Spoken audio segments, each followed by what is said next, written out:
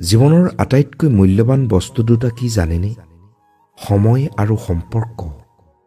সময় সেইজনক দিয়ক যিয়ে সময়ৰ মূল্য বুজে, আৰু সম্পৰ্ক সেইজনৰ সৈতে ৰাখক যিয়ে তোমাৰ গুৰুত্ব বুজে।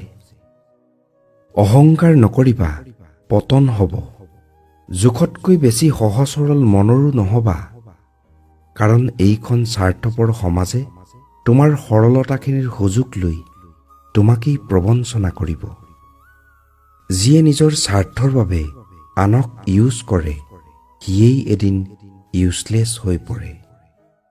কাৰোবাক ৯৯ দিন সহায় কৰিব আৰু মাত্ৰ এদিন সহায় নকৰিব, তেতিয়া দেখিব আপুনি তেওঁক সেই এদিন সহায় নকৰাৰ কথা মনত ৰাখিব, কিন্তু ৯৯ দিন সহায় কৰাৰ কথা পাহৰি যাব।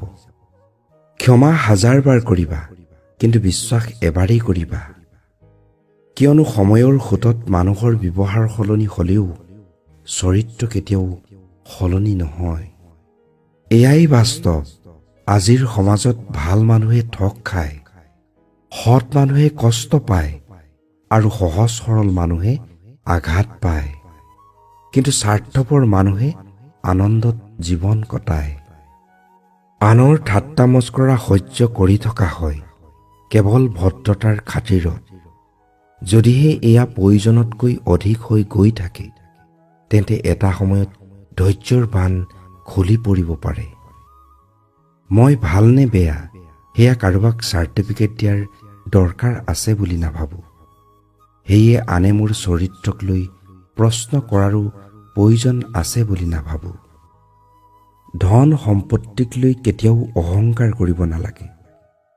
দুখীয়া বুলি কাকো ঘৃণা কৰিব নালাগে, কিয়নো এই পৃথিৱীত এনেকুৱা কোনো মানুহ নাই যে যিয়ে জন্ম, মৃত্যু আৰু সময়ক কিনিব পাৰে। মনত ৰাখিবা, ধনী অথবা দুখীয়া সকলোৰে অন্তিম ঠিকনাই হ'ল শ্মশান।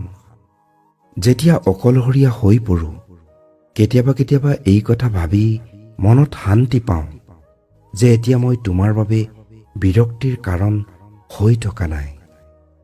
ভালপোৱা মানেই একমাত্ৰ কাষে কাষে থকাটো নুবুজায়। দূৰত থাকিও প্ৰিয়জনক ভাল পাব পাৰি।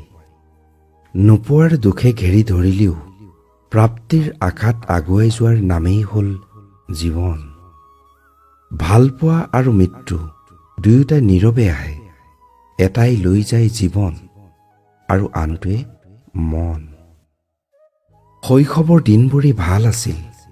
কষ্ট পালেও চিঞৰি কান্দিব পাৰিছিলোঁ। আৰু এতিয়া এনে এক সময় আহি পৰিল, যিমান কষ্ট পালেও নীৰৱে সহ্য কৰি চকুলো টুকি থাকিব লগা হয়।